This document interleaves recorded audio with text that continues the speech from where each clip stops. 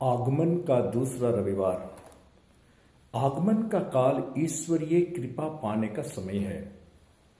आगमन के दूसरे सप्ताह में हम प्रभु की कृपा को जीवन की शांति के रूप में चिंतन करते हैं। हमारे जीवन में अशांति कब आती है?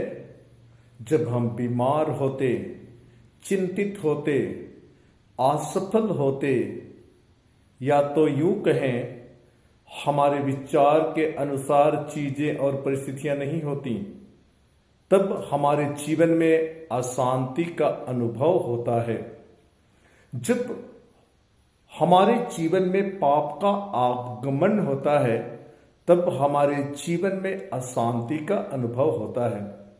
जब हम अपने सांसारिक जीवन में सांसारिक चीजों को अति महत्व देते और आध्यात्मिक चीजों को तुच्छ समझने लगते हैं, जीवन में अशांति आती है।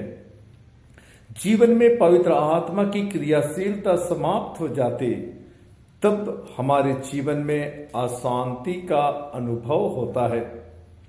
आगमन के पहले सप्ताह में हमने चिंतन किया कि एक आने वाला है जिसके आगमन से एक नए युग की शुरुआत होगी।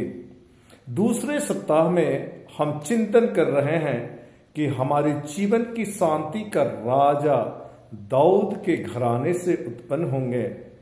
वे न्याय पूर्वक शासन करेंगे और धर्म की शिक्षा देंगे। शांति का राजा कैसा होगा? आज का पहला पाठ हमें बतलाता है कि हमारे शांति के राजा में प्रभु का आत्मा छाया रहेगा। प्रज्ञा तथा बुद्धि का आत्मा, सुमति तथा धैर्य का आत्मा, ज्ञान तथा ईश्वरीय भक्ति का आत्मा, और वह प्रभु पर श्रद्धा रखेगा। उसके शासन काल में अन्याय, अत्याचार, बुराई, कुकर्म का अंत होगा। एक नए युग का आरंभ होगा। पूर्ण शांति चारों ओर विराजमान होगी। कोई किसी की ना तो हानि करेगा, न ही बुराई। जिस तरह समुद्र जल से भरा होता है, उसी तरह देश प्रभु के ज्ञान से भर जाएगा।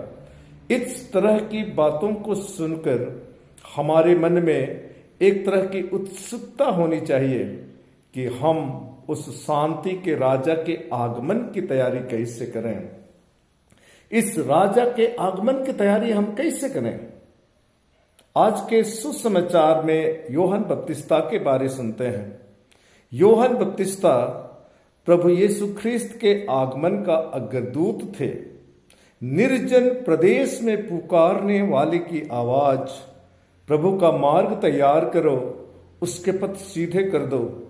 संत यूहन्ना बपतिस्ता मुझसे और आपसे पुकार पुकार कर कह रहे हैं, पश्चाताप करो, स्वर्ग का राज्य निकट आ गया है। ईश्वर का राज्य खाने पीने में नहीं, वह न्याय, शांति और पवित्र आत्मा द्वारा प्रदत्त आनंद का विषय है। रोमियों के नाम संत पौलुस का पत्र अध्याय 14 पद संख्या 17। प्रभु का मार्ग तैयार करो, उसके पथ सीधे कर दो। लूकस अध्याय 3 पद संख्या 4। जो पाप स्वीकार कर बपतिस्मा ग्रहण करेगा, उसके जीवन में शांति की अनुभूति होगी।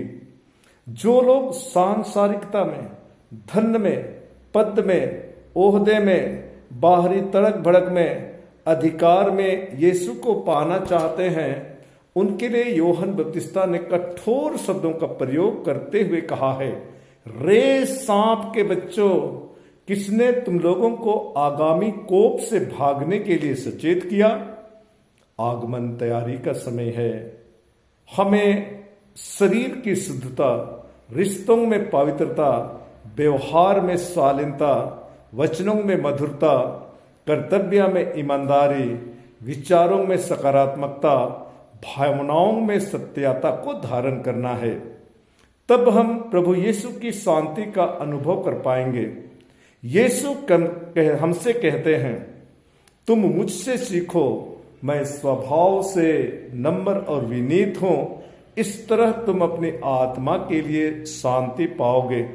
संत मत्ती का सुसमाचार अध्याय 11 पद संख्या 29। आगमन का काल तैयारी का समय है। यह काल पश्चाताप करने का समय है। यह काल संसारिकता से आध्यात्मिकता की ओर आगे बढ़ने का समय है। आगमन का काल क्षमा देने और क्षमा पाने का समय है। आगमन का काल जीवन को, विचारों को, भावनाओं को, रिश्तों को पवित्र करने का समय है। हम अपने लिए और एक दूसरे के लिए प्रार्थना करें कि पवित्र आत्मा ईश्वर हमारे साथ रहें, हमें पवित्र करे, ताकि हम जीवन का अर्थ, आगमन का महत्व और प्रभु यीशु की शांति का अनुभव कर सकें। आमीन।